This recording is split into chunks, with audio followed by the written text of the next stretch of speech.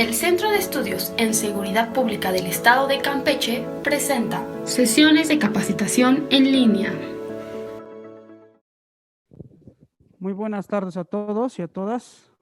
Les damos la bienvenida por parte del Centro de Estudios en Seguridad Pública de Campeche, el instructor Rubén Rodríguez Merino y un servidor, José Manuel Guevara Vázquez. Les damos el cordial agradecimiento a la Dirección General de Seguridad Ciudadana y Tránsito Municipal de Chimalhuacán, al ingeniero Cristóbal Hernández Salas, director de esta dirección. Pues vamos a dar inicio con esta clase, con esta masterclass de capacitación en línea en materia de primer respondiente. Bien, buenas tardes, bienvenidos. Queremos establecer una situación diferente a este tema de primer respondiente. ¿Cuál es esa situación que debemos de dar un giro? Normalmente la normatividad que establece la actuación del primer respondiente nos vincula a conceptos donde a veces no entendemos y que a veces no podemos desarrollar esta vinculación, esta aplicabilidad del primer respondiente dentro del ejercicio de las funciones policiales. Nos llenamos de conceptos, nos llenamos de cierta normatividad que nos vincula y nos da, sí, claro, ese seguimiento, ese lineamiento para actuar como primer respondiente, pero que finalmente nos establece al final del día, nos establece una confusión. Queremos realizarlo muy claro, muy preciso, de la actuación específica del primer respondiente, donde trataremos el concepto, donde desarrollaremos un procedimiento sistemático, un procedimiento amigable, así como nosotros nos preguntamos, bueno, ok, llega la noticia criminal y ¿qué va a pasar? ¿Qué va a suceder? ¿Qué hago? ¿No? Estas preguntas similares las vamos a desarrollar dentro de esta capacitación. ¿Qué es lo que voy a hacer en determinado momento? Como va avanzando esas noticias, como va avanzando dentro de mi procedimiento, dentro de mi actuación. Sí citaremos algunos otros conceptos, pero nos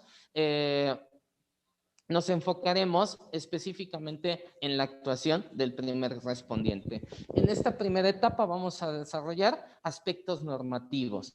Esos aspectos normativos que nos dan esa fundamentación. Nosotros cuando desarrollamos una actuación, normalmente utilizamos la palabra justificación, ¿no? Justificación de los actos, los hechos, las conductas que nosotros realizamos. No podemos justificar, porque justificar se puede generar como una conducta de desacreditación hacia algo que puede estar bien hecho.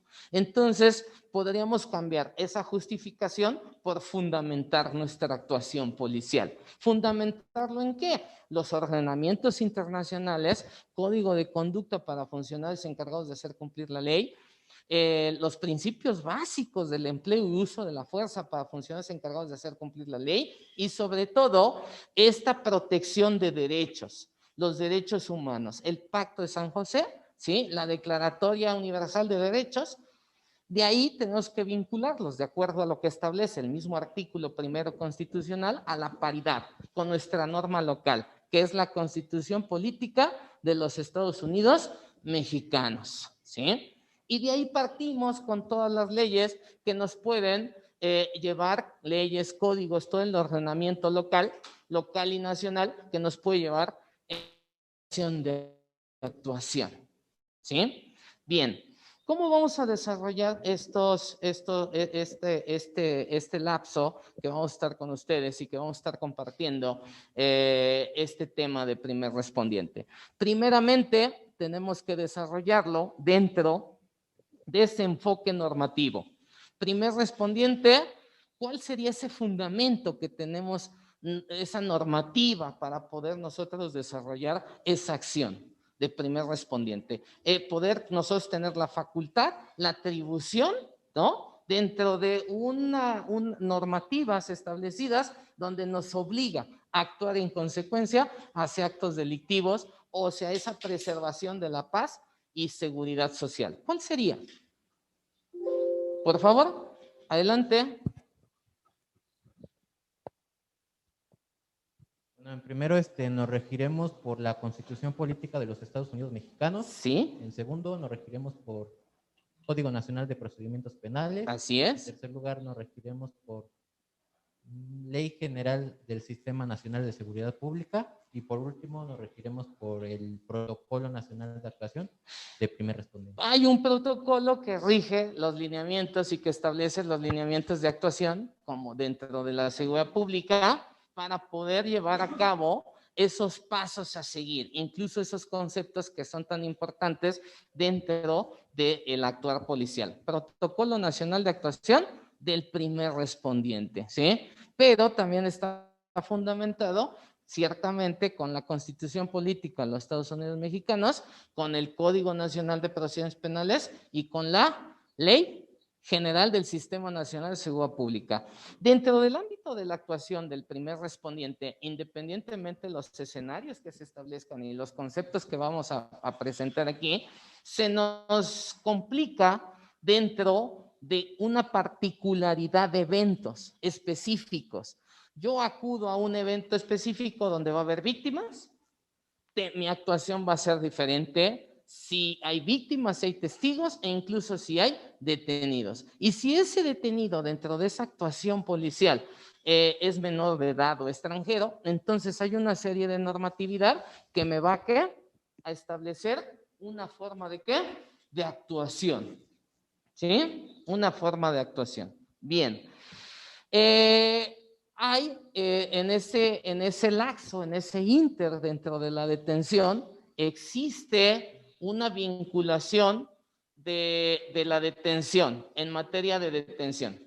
¿Qué vamos a hacer en una detención? Tenemos que seguir los pasos y procedimientos en esa detención de acuerdo igual a un protocolo de actuación, ¿sí? Que está dentro de la normatividad existente. Bien.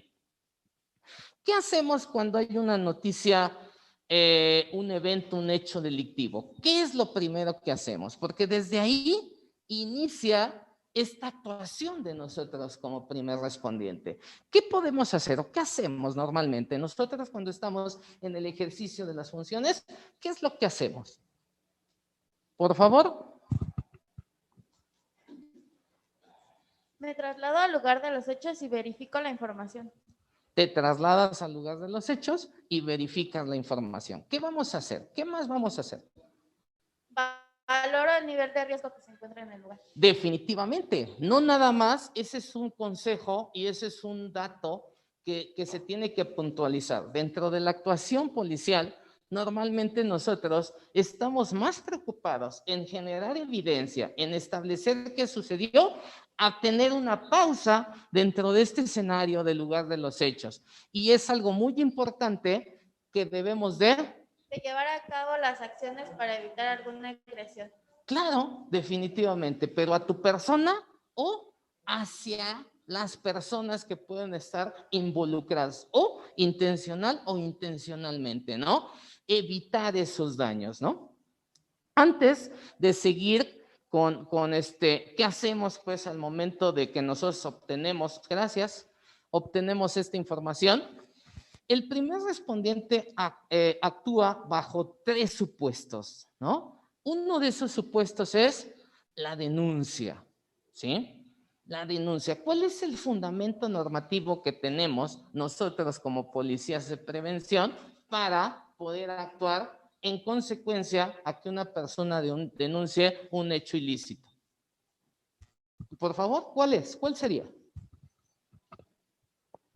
El artículo 132 del Código Nacional de Procedimientos Penales. Claro, definitivamente, donde nos habla de las obligaciones del policía, ¿no? Y a la paridad tenemos el 131 que nos habla de las obligaciones del Ministerio Público. A diferencia del Ministerio Público en relación con el término de la denuncia, es que él establece o lleva a cabo esa captación de denuncias o querellas y nosotros solamente las denuncias, ¿no? Otro supuesto donde motiva a nosotros la intervención como actuación del primer respondiente es la flagrancia, ¿no? La flagrancia. ¿Cuál sería ese ordenamiento normativo que nos da a nosotros esa facultad para intervenir en flagrancia.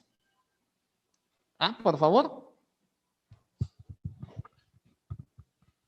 Eso viene en el artículo 16 de la Constitución Política de los Estados Unidos Mexicanos. Así es. Y en el artículo 146 del Código Penal de Procedimientos Penales.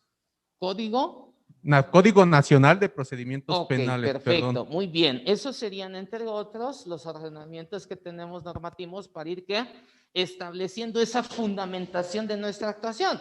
Recordemos que cada paso que nosotros demos como oficiales de policía en el ejercicio de las funciones policiales debe de estar firme.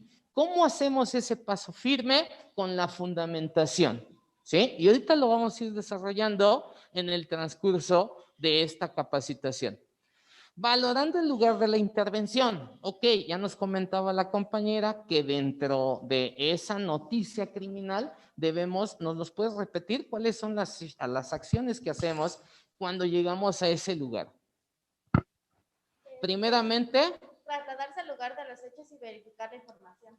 Luego es valorar el nivel de riesgo que se encuentra y tomar acciones para no recibir ninguna agresión. Esas acciones pueden ser diversas, ¿no? Por eso no las puntualizamos específicamente qué acciones, pero va a ser de acuerdo al escenario en particular que estemos viviendo en ese momento, ¿no? Y algo que se nos está pasando, ¿no? Es informar. Dar reconocimiento al Ministerio Público y posteriormente ser llenado del IPH. Ahí empezamos a llenar un informe policial homologado, ¿no? Que es la columna vertebral que a la postre va a surgir dentro de esa integración de la carpeta de investigación y que va a ayudar, ¿no?, a la autoridad ministerial a establecer esas líneas de acción y de investigación para poder llegar a la responsabilidad de esas conductas delictivas. Por eso es tan importante que nosotros, dentro de la actuación inicial, de esta actuación de primer respondiente, de las primeras personas que llegamos a ese lugar, pero no las primeras personas como hijos de vecino, ¿no? Sino que tenemos que tener esa responsabilidad, ese manto protector institucional. Por eso el Protocolo Nacional de Actuación del Primer Respondiente nos define como primer respondiente el personal de las instituciones de seguridad pública, ¿no? Y estas pueden ser dentro de esta gama, dentro de esta clasificación ministerial, preventivo, municipal o estatal, que es parte de este perfil preventivo, o custodio penitenciario. Incluso las dependencias encargadas de establecer esta seguridad pública en los 3 órdenes de gobierno: federal, estatal o municipal, que sin perjuicio de la división o especialización que se encuentren, ¿no?, ¿qué vamos a hacer? Asume la función de intervenir, ¿no? Entonces estamos hablando de que es parte de una facultad, de una atribución que se tiene en las fuerzas de seguridad pública para intervenir dentro de estos actos o hechos con una probable responsabilidad o una probable constitución de un delito, ¿sí? Ahorita vamos a hablar un poquito cómo vinculamos el artículo 1 constitucional con este esquema del primer respondiente dentro de la protección de estos derechos, que también es parte de nuestra responsabilidad. Proteger y promover siempre el respeto en todo momento. En toda actuación policial debemos de establecerlo. Bien. Cuando llegamos al lugar de la intervención, al lugar donde posiblemente existen los hechos, ¿qué es lo que podemos establecer? Que están las víctimas, que pueda haber víctimas, ¿no? Y entonces debemos, en esta vinculación de situaciones donde nosotros nos comprometemos a proteger los derechos, tenemos que darle prioridad a estas víctimas, independientemente de todo el escenario que se presente. Ya veíamos, hay una denuncia, pero al llegar a corroborar, a ver, observar, tenemos que darle prioridad a esas víctimas. Y esas víctimas pueden presentar lesiones, ya sea graves o leves, pero independientemente de ello, la prioridad son esas víctimas para proteger o que no provoque la acción misma del hecho que como consecuencia degraden esa situación de salud, ¿no? Entonces, en primera instancia, adoptaremos las medidas necesarias tendientes a salvaguardar nuestra integridad, pero eso va a ayudar a salvaguardar también la integridad ¿de qué? De las víctimas y también de las personas que estén relacionadas dentro de esta área de acción, ya sea de forma voluntaria o involuntariamente, ¿no? Entonces es muy importante las acciones previas establecidas a fin de evitar una ¿qué? Agresión por parte, digo, de acuerdo al escenario y al contexto que se pueda establecer en un evento en particular, ¿no? No estamos especificando si fue un asalto, si fue un atropellamiento, si fue una disputa entre grupos criminales, no. El vasto escenario de eventos es un abanico enorme de posibilidades y de situaciones diversas dentro de un mismo punto, ¿no? Bien, todo esto nos lleva a que si la asistencia de la víctima o personas dentro de ese escenario requieren atención médica, nos obliga a prestarle esa atención. Ya lo establece el Código de Conducta para funcionarios encargados de hacer cumplir la ley, que estamos obligados a prestar o a dar las facilidades o procurar esas facilidades para la atención médica, independientemente de la persona que sea. Con eso estamos, nuestro actuar está siendo palpable y tangible dentro de la protección de los derechos humanos de las personas, porque recordemos que todos somos seres humanos, independientemente de la situación jurídica que se nos presente, somos seres humanos y nosotros como funcionarios encargados de hacer cumplir la ley tenemos esa responsabilidad, ¿no? Si tiene que acudir el servicio médico, los paramédicos, el servicio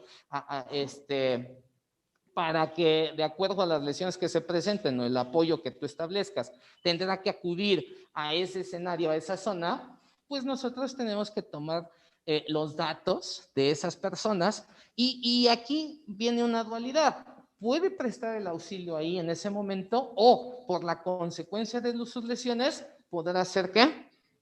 Trasladado. En ese sentido, nosotros dentro de esos primeros pasos tendremos que tomar nota de su diagnóstico, su probable diagnóstico, y después asentarlo independientemente del escenario que se maneje o la situación consecutiva del hecho, pues lo tendremos que asentar en nuestros informes, en nuestras actas. Bien.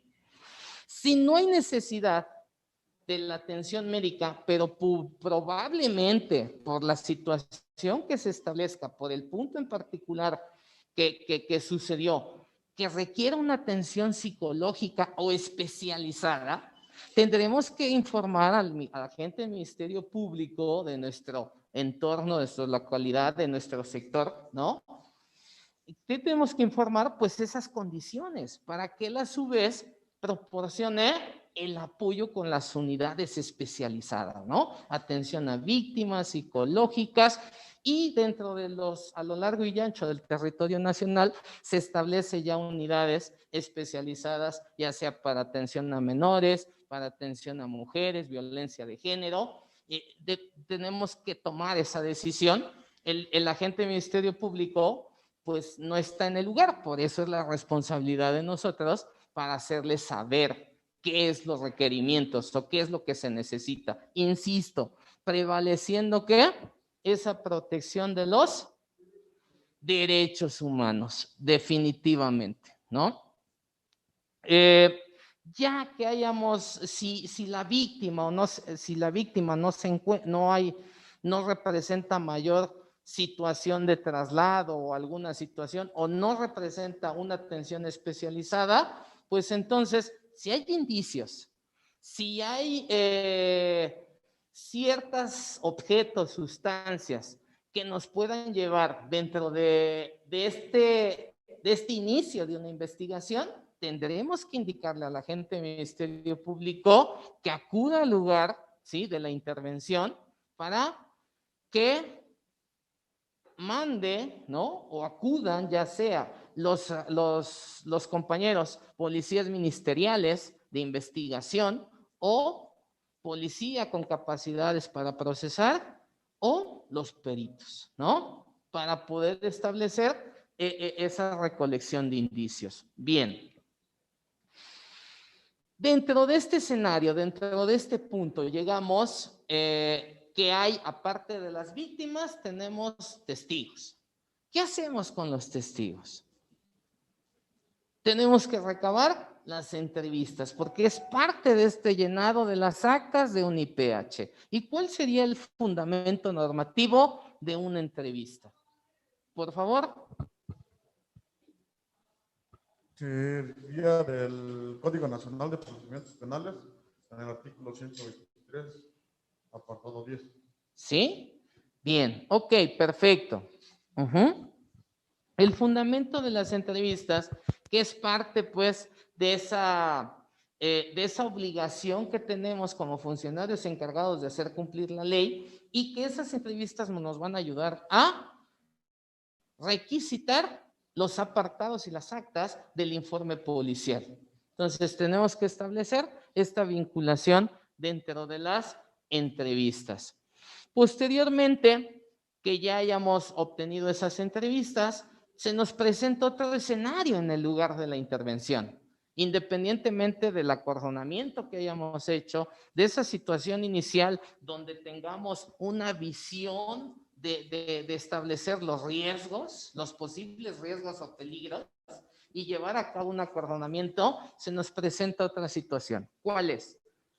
Los detenidos, ¿sí? Sí, posiblemente pueda haber gente que dentro de este escenario esté bajo una situación donde tengamos testigos, donde la misma víctima señale al probable responsable de un hecho ilícito, y en ese momento tendremos que establecer una detención, ¿sí?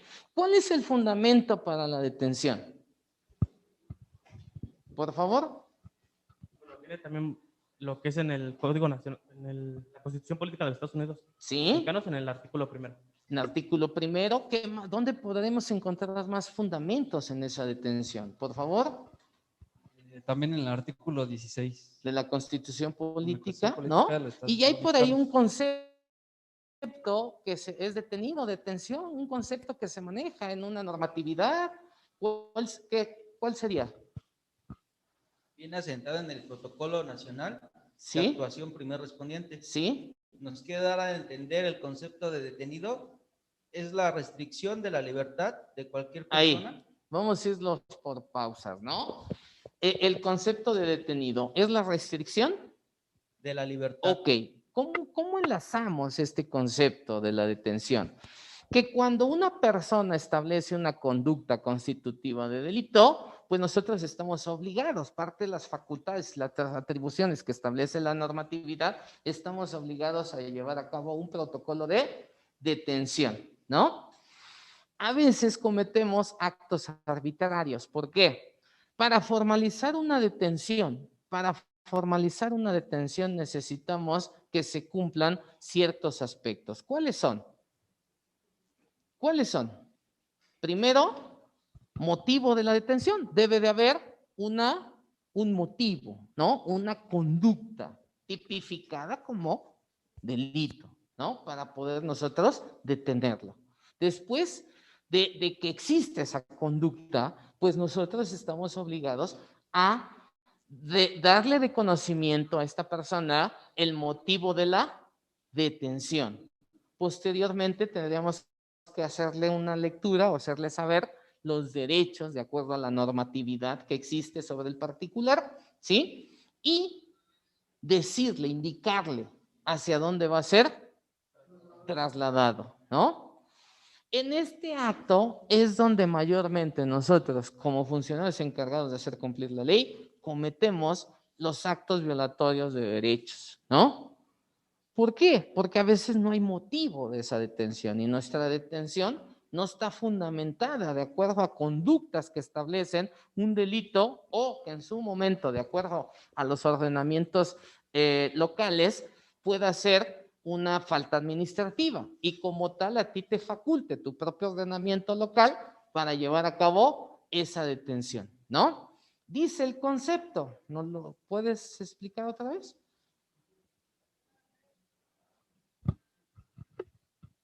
El concepto nos dice restricción de la libertad de una persona. Restricción de la libertad. En el artículo primero que decía el compañero, que era parte del fundamento pues de actuación por la protección de los derechos, establece que nadie puede restringir ni suspender esos derechos bajo las condiciones que establezca la misma Constitución. En este sentido, en el concepto mismo, vamos a restringir de forma momentánea esa libertad. Pero esa libertad no la restringimos nosotros porque pertenecemos a una fuerza de seguridad pública. La restringimos porque la conducta de la persona nos da esa facultad a nosotros para poder restringir de forma momentánea, ¿sí? Y de ahí vincularlo o trasladarlo, y el término adecuado, el término correcto es ponerlo a disposición. Por eso el compañero nos citaba el artículo 16 constitucional, sin demora, sin dilación, dentro de este proceso, ¿no? Entonces, debemos de tener cuidado dentro de esta actuación del primer respondiente, establecer esos escenarios diversos, ¿no? Porque se nos va a presentar. El primer respondiente no es solo llegar al lugar de intervención donde probablemente fueron los hechos o fue el escenario, pues, donde se localizaron y se hallaron esos indicios que a la postre van a ser, nos van a ayudar o van a ayudar dentro de la investigación a aclarar esos hechos. No, sino que tiene el escenario establecido, el qué debo de hacer de acuerdo a qué momento dentro de inicio de la etapa donde yo tengo conocimiento, ¿qué tengo que hacer? Llego, observo, tengo ese análisis, establezco acciones para que lo que está sucediendo no me afecte a mí y por lo consiguiente no tenga yo que en determinado momento tenga yo que proteger, tenga yo esa acción o ese campo de acción para poder proteger a personas que en ese momento pueden estar siendo vulnerables, ¿no? Independientemente del acordonamiento que yo debo de hacer para esa preservación de esos indicios, para que no pueda haber una modificación de esos indicios, tengo que tener presente estas entrevistas, estos escenarios donde puede estar una víctima, el escenario donde puede haber testigos y el escenario donde yo pueda, ¿qué? Llevar a cabo una detención, ¿no? ¿Sí nos ibas a comentar? Bueno, ahí para añadir, el protocolo de la detención también aplica la Ley Nacional sobre el Uso de la Fuerza. Sí. Que marca 5 niveles que nos dije. Entonces entiendo que también dentro de este escenario de la detención, pues no todo puede ser miel sobre hojuelas, que muy probablemente establezcase actos de resistencia hacia esa autoridad que eres tú. Entonces ahí tenemos que integrar una norma de actuación que es la Ley Nacional sobre el Uso de la Fuerza. Específicamente en el artículo 11, los niveles del uso de la fuerza según el orden que deben agotar. ¿Y cuáles son? El primero es presencia de la autoridad. El segundo, persuasión o disuasión verbal. Tercero, reducción física de movimientos. Cuarto, utilización de armas incapacitantes menos letales. Y el quinto, utilización de armas de fuego o fuerza letal. De acuerdo al nivel de resistencia, nosotros tenemos que ir equilibrando ese uso de la fuerza, ¿no? Y bueno, estos son un sinfín de escenarios que se nos puede presentar dentro de la actuación de primer respondiente. Todo esto que hemos estado hablando se tiene que plasmar en un informe policial, ¿no? En un informe policial. Bien, Después de que establecemos esa preservación, ¿qué es la preservación? ¿Qué sería la preservación? Sería custodiar y vigilar los indicios, evitando que se pierdan o la modificación de ellos. Claro, no, definitivamente el concepto nos establece acciones para custodiar y vigilar el lugar de los hechos o del hallazgo con el fin de evitar acceso indebido que pueda causar pérdida, destrucción, alteración o contaminación de los indicios o evidencias, ¿sí? Objetos, instrumentos, producto de un hecho probablemente delictivo. Entonces, esa es nuestra principal función dentro de la actuación de primer respondiente, independientemente que todos estos escenarios los vayamos plasmando dentro de un informe policial homologado y que estos sucesos van siendo forma cronológica y ordenada de los hechos, ¿no? ¿Qué tenemos? Esta preservación es importantísimo. Importantísimo para evitar ¿qué?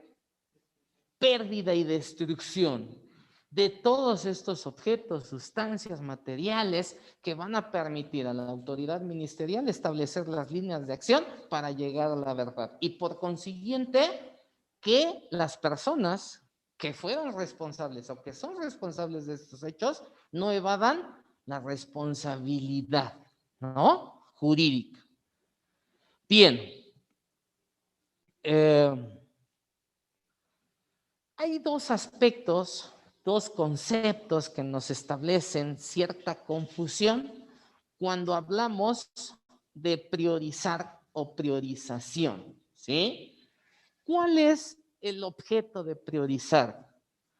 Definitivamente, nosotros dentro de la intervención, de ese lugar de la intervención, tenemos que mantener esa preservación en todo momento, ¿no? Evitar que se dañe, evitar que se modifique, pero hay algo importantísimo, que si por ciertas circunstancias, por ciertas razones, nosotros tendremos que establecer un procedimiento, porque no tendríamos que esperar, hace rato decíamos, tenemos que pedir el apoyo de la Policía de Investigación, de peritos, policía para procesar, depende del escenario que se nos presente, pero si no pudiera llegar ese apoyo o por alguna razón esa responsabilidad se adjudicara hacia nosotros, ¿cuáles serían esos escenarios?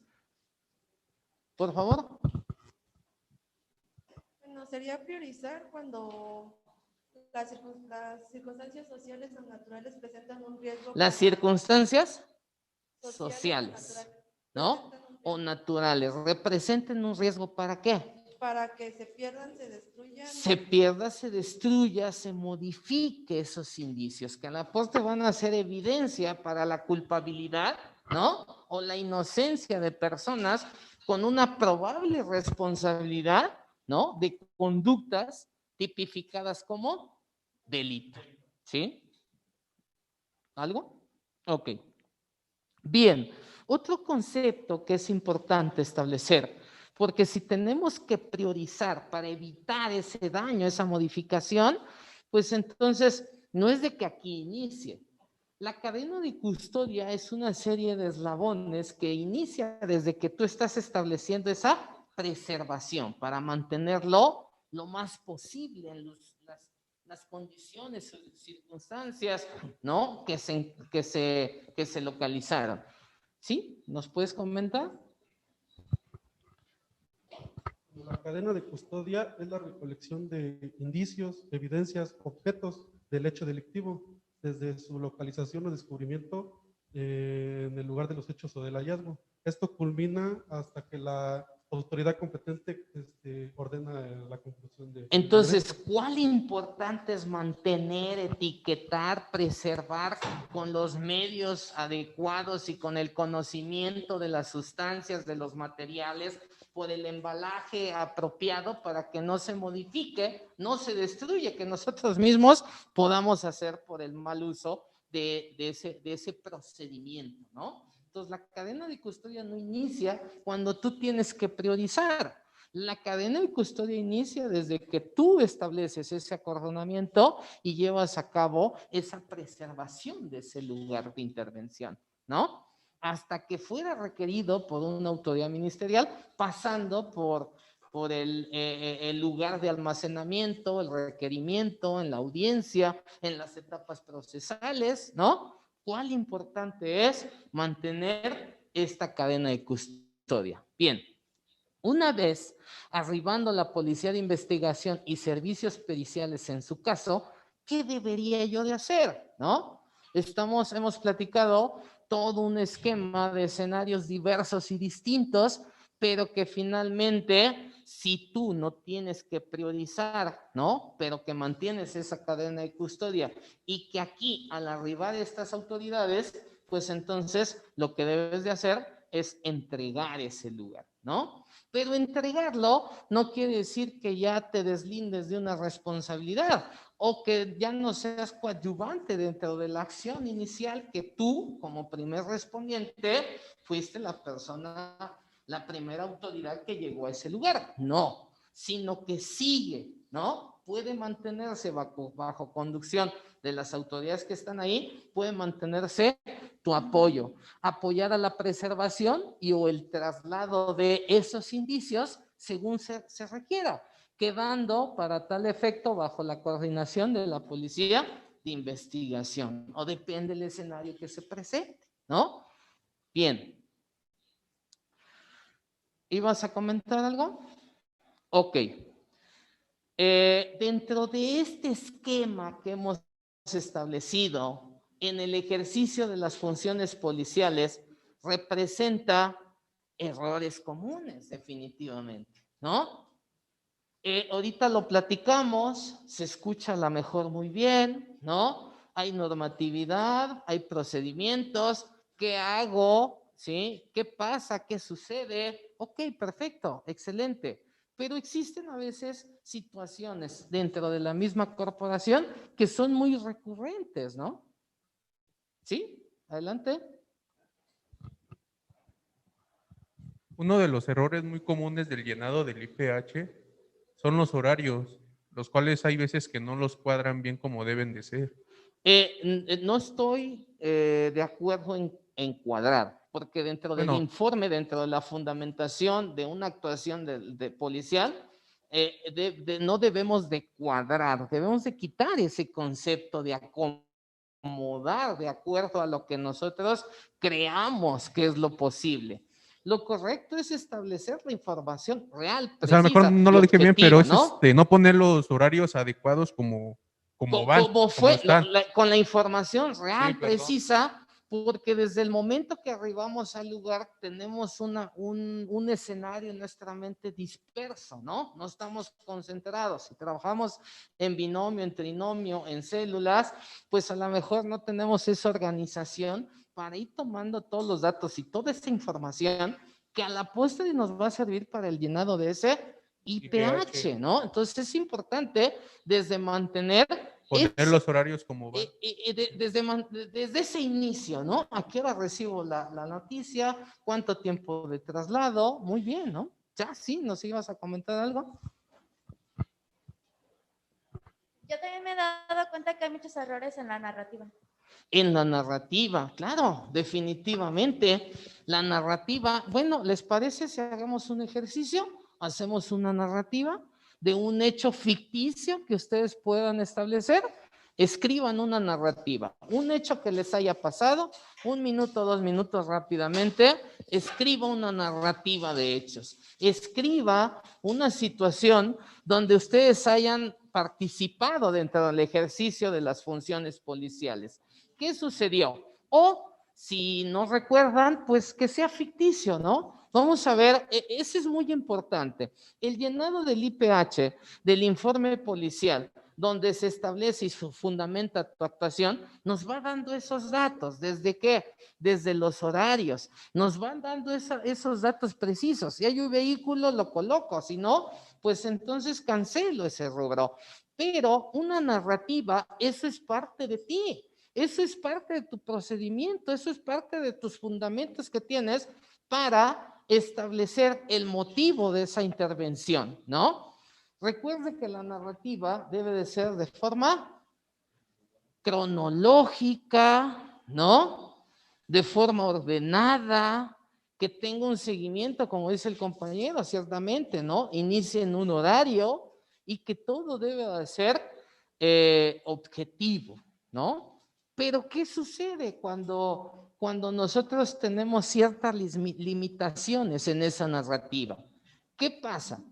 Que cuando esa narrativa, ese informe llega dentro de una carpeta de investigación que se abre por el motivo de los hechos probables delictivos, pues entonces la persona que está ahí leyéndola, ya sea un juez, ya sea un MP, ya sea una autoridad dentro de estos operadores de justicia, pues a veces no se entiende, ¿no? No se entiende qué es lo que hiciste, porque no tenemos la redacción adecuada para poder plasmar. Recuerde que esa narrativa es para que una tercera persona que no estuvo ahí, que no vio absolutamente nada de lo que tú fuiste testigo, pues se tiene que dar una visión de lo que sucedió, de lo que pasó, ¿no? Entonces a veces o ponemos palabras de más o nos faltan palabras para poder expresar, para poder narrar todo este tipo de situaciones, ¿no? ¿Qué más podría incluirse dentro de la narrativa? Sí, claro. Bien, dentro de la narrativa de los hechos, sí, que es una de las partes más vulnerables en el llenado del IPH, ¿verdad? Los errores más comunes es no darle la cronología consecutiva de cómo fueron sucediendo los hechos, ¿verdad? Ese es un gran error. Hay que tomar en cuenta 3 aspectos generales que son los más esenciales y derivado de eso vamos a poder obtener cada vez más información para poder hacer un buen llenado de ese rubro. Tendríamos entonces lo que son ubicaciones, ¿sí? Nombres de personas con quien nos entrevistamos, con quién arribó, todo ese tipo de cuestiones. También tenemos horarios. Esos 3 aspectos son los más generales, los más básicos, y dentro de los cuales con las preguntas de oro, qué, quién, cómo, cuándo, dónde, por qué, para qué, podremos nosotros tener la capacidad de recabar esa mayor información para un buen llenado de una buena narrativa de nuestros hechos, ¿verdad? Esos 3 aspectos son generales, son pues necesarios, indispensables para poder llevar a cabo una buena narrativa. Bien, ¿tú terminaste tu narrativa? Perfecto, ¿no la puedes compartir?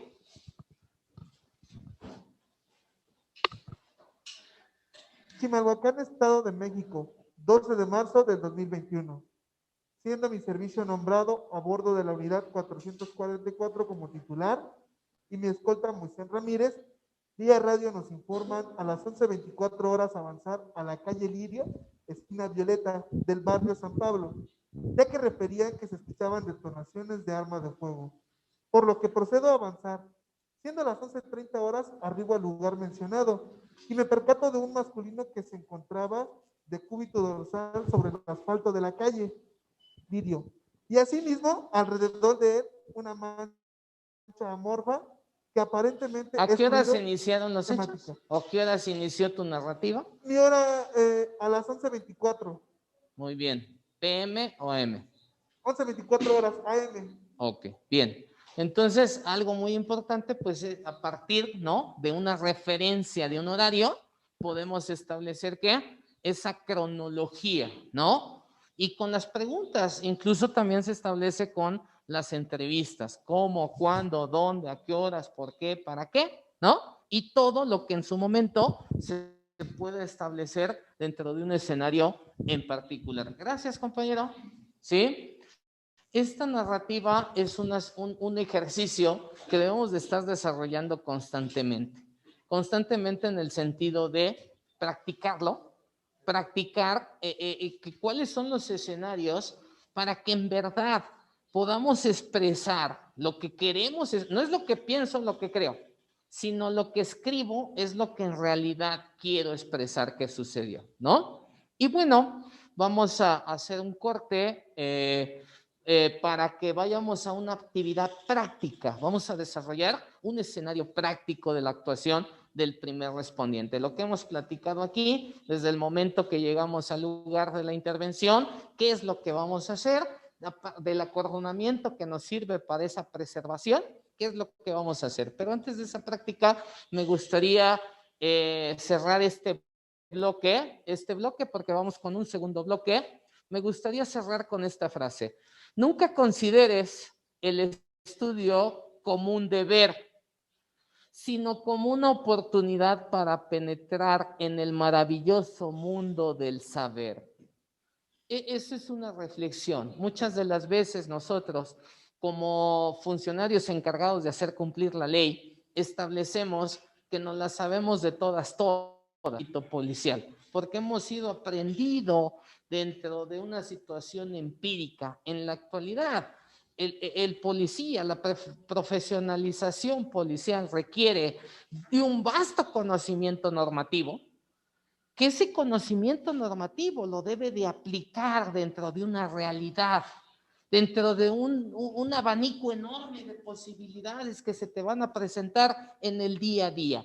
Pero sobre todo hay un tema importante que quisiera yo citarlo nada más, el manejo emocional.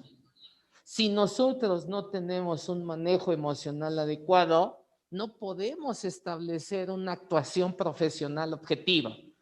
Los principios rectores de la actuación policial que nos establece el artículo 21 de la Constitución Política de los Estados Unidos Mexicanos. No podemos ser profesionales si no integramos esos tres aspectos importantes: el conocimiento normativo, la habilidad y la destreza dentro de tus competencias básicas de la función policial y un equilibrio emocional. Eso nos va a dar como resultado la toma de decisiones, definitivamente, ¿no? Y pues nadie nos da una receta más que tener un cúmulo de conocimiento, un cúmulo de destreza, un cúmulo de habilidad y un cúmulo de herramientas donde podamos tener ese equilibrio dentro de nuestras emociones para tomar las decisiones más acertadas posibles. ¿Bien? Pues cerramos este bloque. Dense un aplauso, señores, señoras. Bien, compañeros, pues continuando con la transmisión, vamos a la parte práctica de lo que es la función, la actuación del primer respondiente. Esta parte tan sensible que, si bien sabemos, cada una de las intervenciones que nosotros realizamos como primeros respondientes, pues es única, ¿verdad? Es diferente y no hay como tal un catálogo de lo que tienes que hacer en ese momento. Hay que continuar, hay que seguir con el protocolo, tratando de apegarnos totalmente a ese marco legal, ¿verdad? Sabemos que dentro del ser y el deber ser hay una gran diferencia, pero siempre hay que tratar de regirnos por esta parte legal, esta parte normativa. Muy bien, tenemos aquí la participación de dos compañeros que van a fungir como primeros respondientes, ¿sí? En este momento, cuando nosotros pasamos a formar parte de una interacción como primer respondiente, ya sea por parte de una denuncia, de la flagrancia, por descubrimiento, nosotros tomamos conocimiento de esta noticia criminal, de ese hecho, ¿sí? Y únicamente, muchas veces solamente tenemos datos mínimos, datos pequeños. En este ejercicio, los compañeros fungen como primeros respondientes, ¿sí? Compañero Payares y compañera Castro van a fungir como primeros respondientes. El caso práctico es el siguiente, ¿sí? El C4 hace una llamada vía radio indicándole sobre un hecho delictivo, sobre la posible comisión de un hecho delictivo. Adelante. Unidad 052 de C4. Adelante. Para que avances a verificar, ya que están reportando detonaciones de arma de fuego en las inmediaciones del Parque Benito Juárez. ¿Te proporcionan algún número, algún contacto? No, ninguno. Entrado avanzando. Muy bien. Y entonces es ahí donde nosotros tomamos parte en esa noticia criminal, ¿verdad? Dentro de las acciones que ya vimos en la parte teórica que debe de realizar el policía primer respondiente, están las siguientes. Centro de mando 052. Adelante. A la hora presente, siendo las 2 horas con 10 minutos, arribamos al lugar mencionado. Es afirmativo el auxilio, pendiente con más novedades.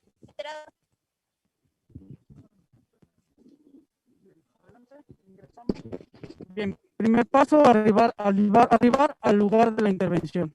¿Qué es lo primero que tengo que hacer como primer respondiente? Adelante. Arribando al lugar de la intervención, observamos primero que no haya ningún riesgo, por lo cual observamos a todos lados para descartar cualquier posibilidad de riesgo o peligro. Una vez que observamos que no hay riesgo o peligro, ingresamos al lugar de la intervención. Recordemos que siempre primero, antes que otra cosa, está la seguridad del elemento, la seguridad del policía.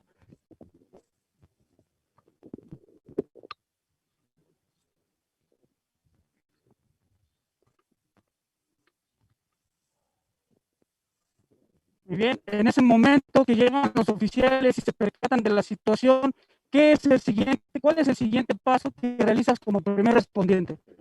Vamos a solicitar el apoyo. C4052.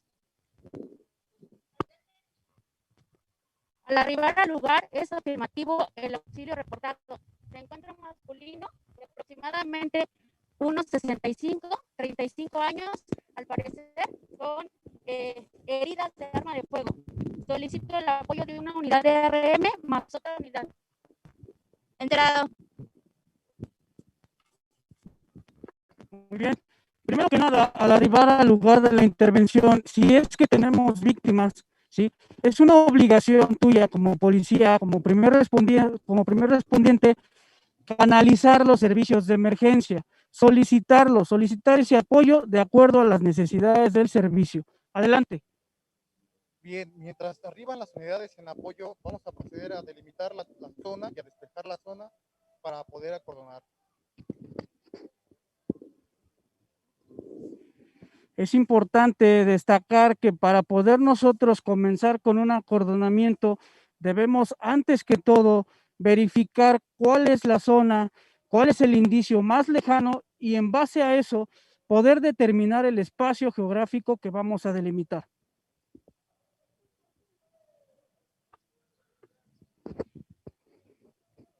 Acá hay más, mira, vamos a acordonar hasta este límite. Apóyame despejando la zona de las personas que se encuentren dentro de ese límite, por favor. Adelante.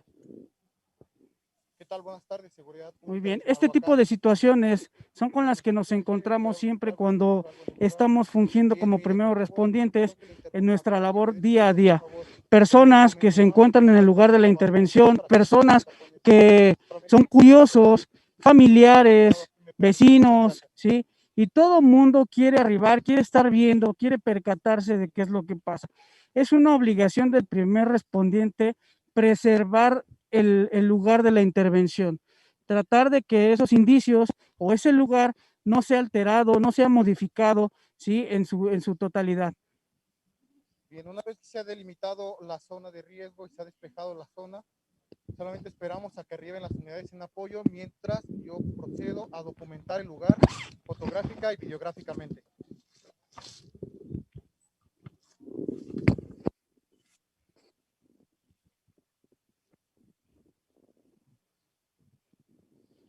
Bien, la documentación, una parte esencial del policía, de la información que debe de recabar el policía primer respondiente. ¿De qué manera documento? Fotográfica, videográfica, croquis simple o escrita. Esta es una de las funciones que debe de realizar el policía primer respondiente para tener una documentación exacta de cómo prevalece el lugar de la intervención.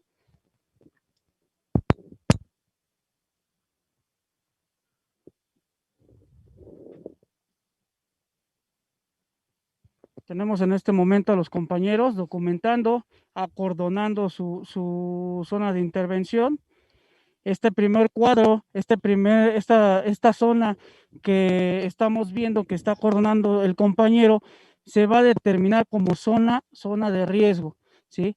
Esta zona de riesgo o esta zona primaria es en donde se encuentran los indicios, donde se encuentra todo lo concerniente a la posible comisión de un hecho delictivo.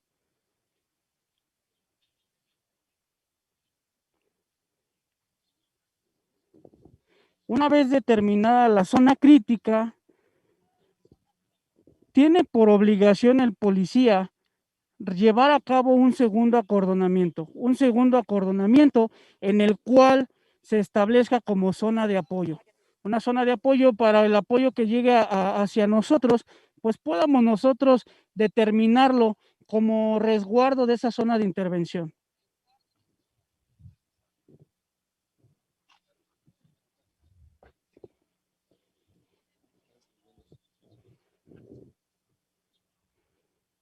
Perfecto. Una vez delimitada nuestra zona, vamos a proceder a realizar la identificación o el establecimiento de una ruta única de entrada y salida. ¿Esto de qué nos va a servir? Nos va a dar la capacidad de que cualquier persona, cualquier autoridad, perdón, que tenga que ingresar al lugar de la intervención, pues no dañe, no modifique o no altere el lugar de intervención. En este momento de que ya se ha documentado fotográfica y videográficamente y se ha delimitado las zonas de riesgo, procedemos a que solamente arribe la otra unidad para que nos apoye. Y esa unidad, mi compañera se entrevista con ella. Siendo las 14:25 horas, arriba el apoyo, la unidad 200, ¿a cargo de quién? ¿Quién es el mando? A cargo de Gómez Cruz, +2. Buenas tardes, compañera. Una vez que llega la unidad de apoyo, la vamos a ocupar para ese tipo de cuestiones que nos van a dar lugar a preservar ese lugar de la intervención. Tenemos aquí, los compañeros van a pasar a delimitar su segundo cinturón de seguridad. Bien, compañero, mira, y a retirar a las personas que no tienen nada que hacer en el lugar de la intervención. Compañero, ya delimitamos la zona de riesgo. ¿Me puedes apoyar, por favor, a crear el segundo cinturón de seguridad y despejando las personas que se encuentren dentro de? Mira, estas personas también requieren ser testigos. Si nos apoyas con las entrevistas con ellos, compañero. De las acciones que puede realizar el policía primer respondiente es el entrevistar a los testigos. Esas personas o esos compañeros que llegan a apoyarnos dentro de la preservación del lugar de los hechos, también pueden apoyarnos con las entrevistas.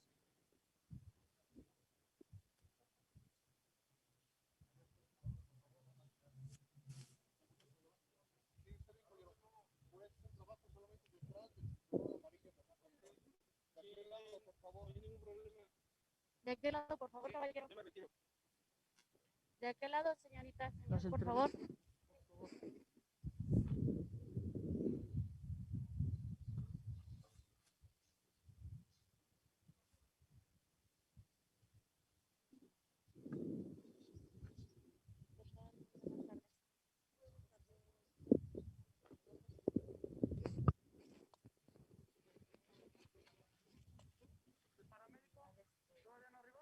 Mi nombre es Gómez Cruz. Igual, no sé cómo te puedo ayudar, pero sí. Bien, una vez que llega el personal paramédico, me entrevisto con ellos para conocer su unidad y quién viene al mando, más cuántos de personal. Compañero, buenas tardes. De este lado yo he creado mi ruta de acceso, compañero, para que de este lado podamos ingresar al lugar, ¿correcto? ¿Quién viene al mando, compañero? Cisneros González, más uno de personal. Bien, siendo las 2:30, abordas al lugar, compañero. Mira, te notifico, la persona que está tirada al parecer está herida por arma de fuego. En este lugar se observa la persona en el suelo. Te acompaño de este lado para que puedas hacer lo propio.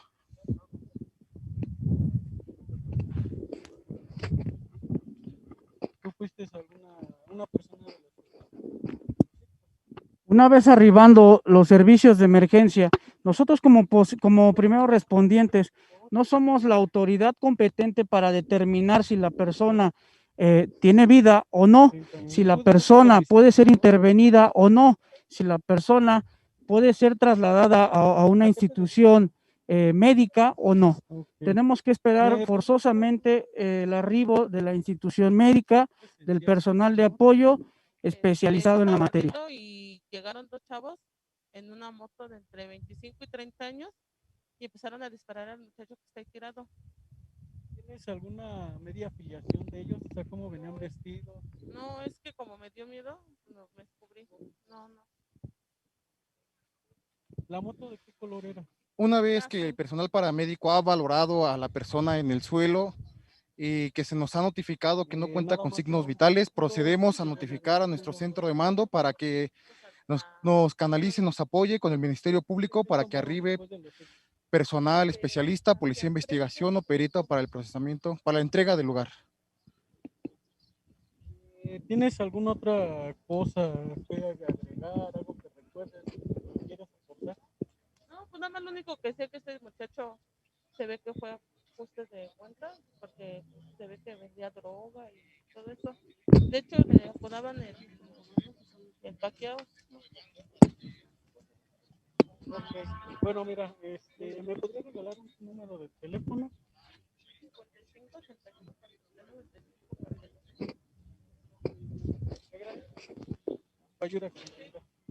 Muchas gracias.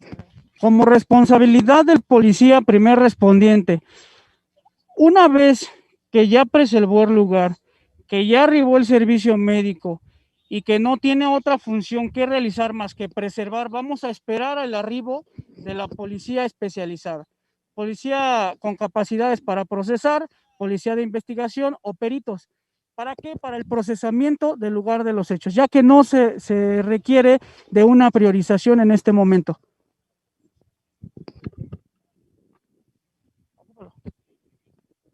Buenas tardes, compañera Policía Municipal de Chimalhuacán y el oficial Payares. Mucho gusto.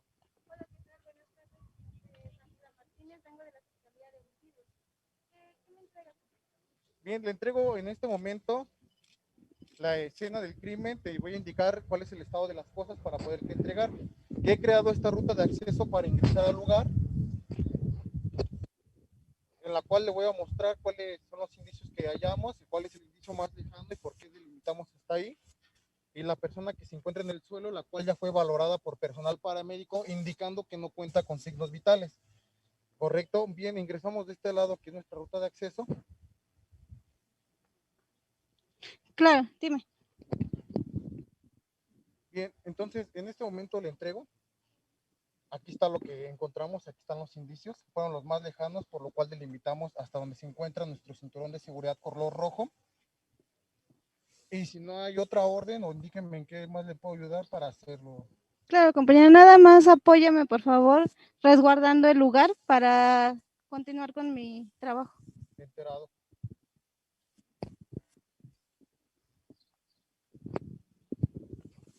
Perfecto. Una vez que formalizamos la entrega-recepción del lugar de la intervención al personal especializado, como policía primer respondiente tengo la obligación de ponerme bajo su mando y conducción de esta autoridad. Si me solicita quedarme y apoyarlo para el traslado de indicios, para el traslado de un detenido en dado caso que lo hubiera, o simplemente para la pura preservación del lugar de la intervención, es mi obligación realizarlo. En este momento vamos a terminar, vamos a concluir con esta intervención como primeros respondientes en el momento en el que se hace el levantamiento y el procesamiento del lugar de la intervención y se traslada al Ministerio Público para formalizar la puesta a disposición y se genere esa carpeta de investigación.